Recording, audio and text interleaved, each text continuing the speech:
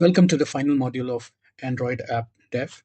This module covers the final debugging steps unique to the release build and the official process for launching the app on Google Play Store. Till now, you've seen that we have built a fully functional app.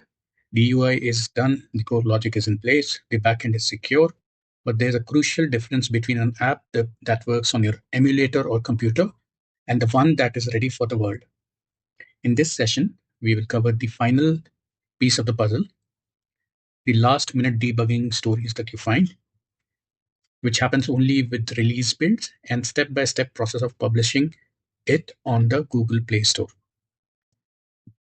Let's look at the agenda for today's session. In the final polishing section, we will cover the final debugging episode that we encountered with the application, which was the unauthenticated error. In the next section of Road to Publishing, we will cover generating the signed Android app bundle and the Google Play console. And then we will summarize the complete session for this Android app dev in brief. Okay, so the first step after you have created an application is to generate the signed Android app bundle. So after we published our first version to internal testing, we hit a wall. The app worked perfectly when run from Android Studio, but the version downloaded from the Play Store couldn't log in. The logs showed this critical error unauthenticated. Our secure cloud functions were rejecting every call from the live application, completely breaking our payment and subscription system. This is one of the most common and confusing issues for new developers. So, what was happening? Think of it like a security checkpoint. Firebase is the venue, and your application is a guest trying to get in. To be trusted, your application must present a special ID card called the SHA1 fingerprint. When you run the application from Android Studio, it uses a generic auto-generated debug key. We had already added this key's fingerprint to our Firebase project's guest list. However, when we created a signed app for the Play Store, it uses a completely different, highly secure release key. We had never told Firebase about this new official ID, so when the application showed up, Firebase didn't recognize its ID, rejected it as an imposter, and threw the unauthenticated error. To fix this, it's simply to add both ID cards to the guest list of the Firebase. First, you go to the app integrity section of Google Play console to find the official SHA1 fingerprint for your release key. Then you go to the Firebase project settings, scroll down to your application and click add fingerprint to add this new official key. Once both the debug and release keys are registered, Firebase will trust your application no matter where it is running from. The road to launch.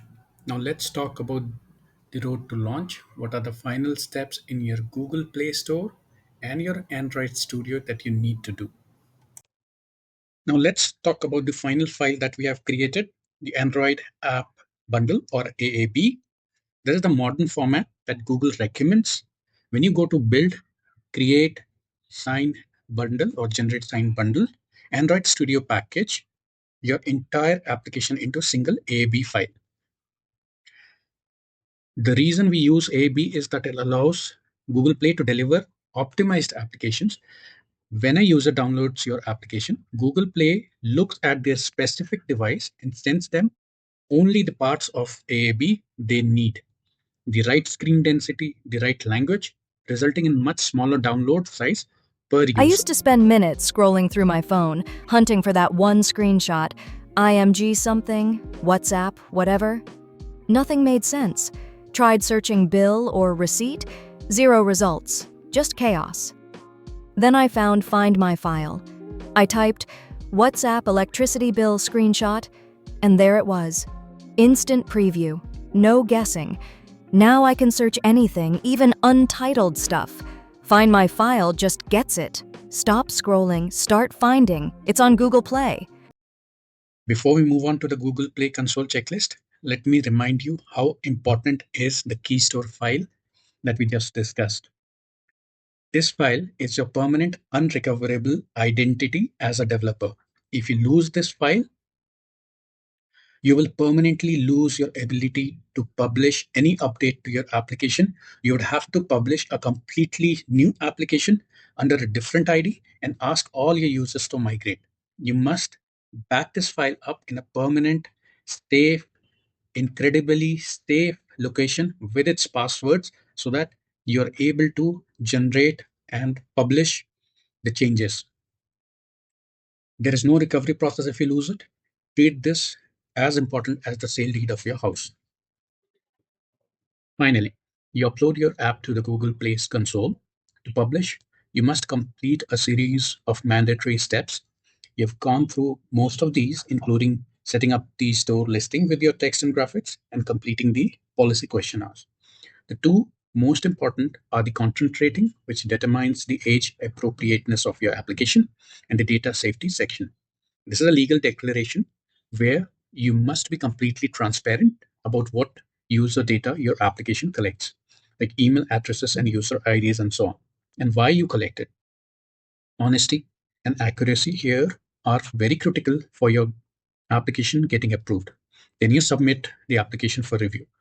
Once all checklist items are complete and your app bundle is uploaded, the final step is to submit it for review. You'll start with a close test where you invite at least 12 testers for 14 days. This is a mandatory step for new developers. After you've met the testing requirements, you can promote your release to production and roll it out to the world. The review process can take a few days, but once it's approved, your application will be live on Google Play Store. Now, before we end this Android app dev series, let's summarize what we have learned through all the modules. In Module 1, Introduction and Architecture, we defined the core problem of inaccessible file content on smartphones and introduced the concept of Find My File as an AI-powered privacy-first solution. We then reviewed the high-level four-part architecture, the Android app, the local database, the backend services, and the third-party services. In Module 2, the Android frontend, we built the user interface using Jetpack Compose, Google's modern declarative UI toolkit. We covered how to create screens, manage state, and connect the UI to our view model, ensuring a responsive and robust user experience. Then, in Module 3, which was the core logic, we tackled the application's biggest performance challenge by using Work Manager to run our file indexing pipeline in the background. We explored how to use the storage access framework for secure folder access and integrated third-party libraries and on-device AI with MLKit to read content from various file types. In Module 4, the local database, we built the application's memory using Room Database Library. We learned how a special full text search FTS table allows for a high-speed index search of file content, making the app feel instantaneous. We also learned how to use the database inspector to debug our data layer. Module 5, the backend and debugging journey. We moved to the cloud, building our serverless backend with Firebase cloud functions to handle secure payment verification and account management. We also covered critical real world debugging stories from solving dependency hell to fixing environment specific build failures. In Module 6, which was the final publishing we covered today. In our final module, we covered the last mile to launch. We debugged the critical unauthenticated error that only occurs in release builds, learned how to generate a signed Android app bundle, and walked through the essential checklist for publishing on the Google Play console. That concludes our journey of building Find My File from concept to launch. Thank you very much.